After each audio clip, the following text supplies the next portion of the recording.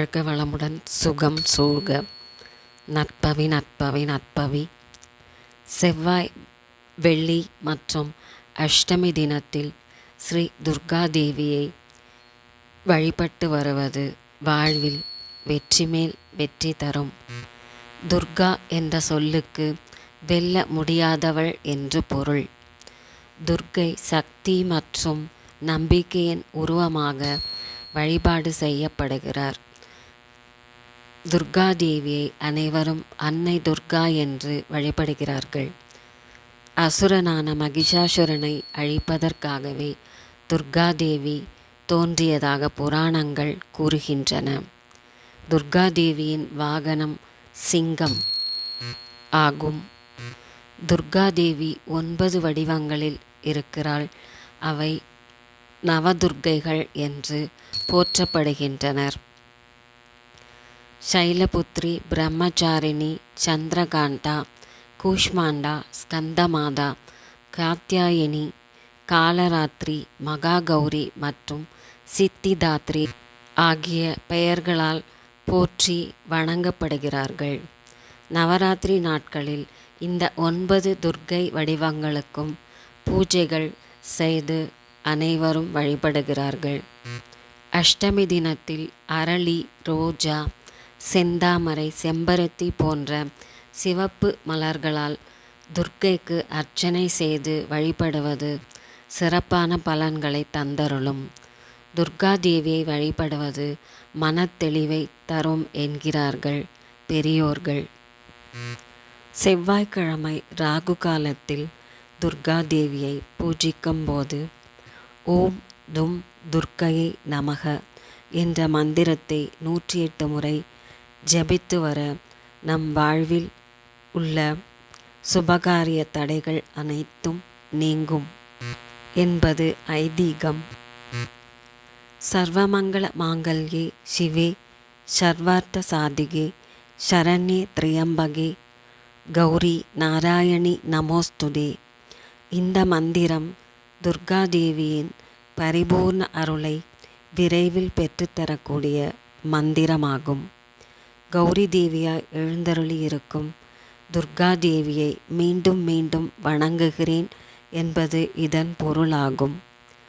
இந்த மந்திரத்தை சாதாரணமாக அடிக்கடி சொல்ல சொல்ல ஒருவரின் அறிவுத்திறன், வலிமை, செல்வம், நாவன்மை போன்ற பல நன்மைகள் பெறுவார்கள் என்று கூறுகின்றார்கள் ஆன்றோர் பெருமக்கள்.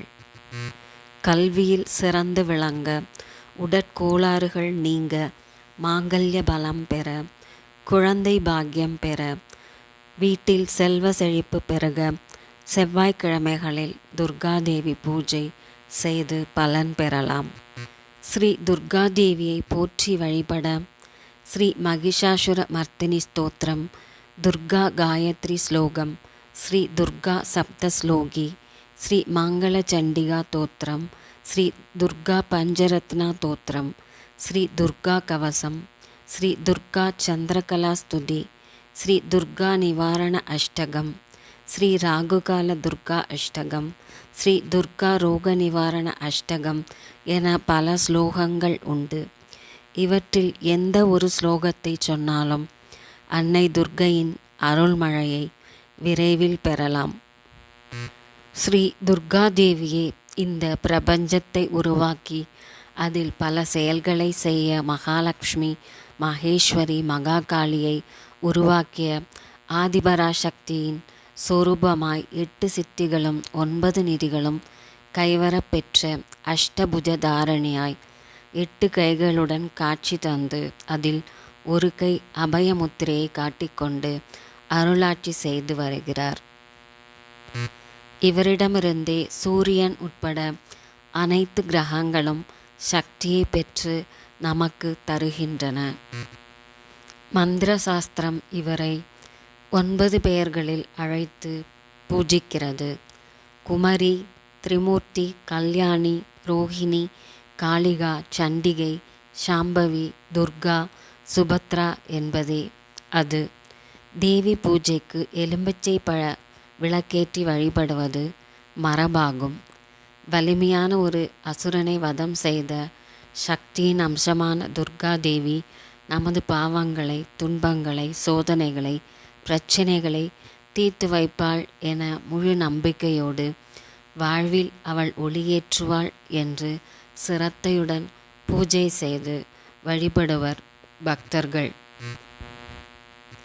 பஞ்சபூதங்களில் ஒன்று என உள்ள மண் கொண்டு செய்த பொம்மைகளால் என்னை பூஜிப்போருக்கு சகல நலன்களையும் தந்து ரட்சிப்பேன் என தேவி புராணத்தில் அம்பாள் சொல்லியதை செய்து அதில் பெரியதொரு வெற்றியை பெற்றவன் சுரதா என்கிற மன்னன்.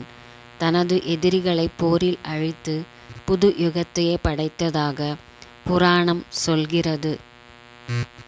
நவராத்திரி குழுவின் அடிப்படை அம்சமே நாம் ஆன்மீக சிந்தனைகளை வளர்த்து அனுதினமும் பக்தியோடு இறைவனை வணங்கி அவரை அடைவது என்பதை விளக்குவதே ஆகும்.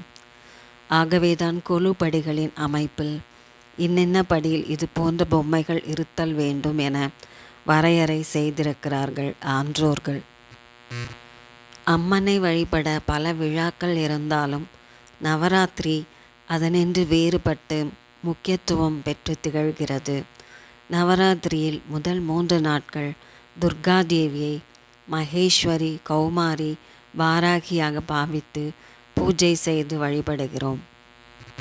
ஸ்ரீ துர்கா தேவி மூவுலகிற்கும் தாயாகி, கைலாச வாகினியாகி, மாணிக்கவல்லியுமாகி திகழ்கிறார்.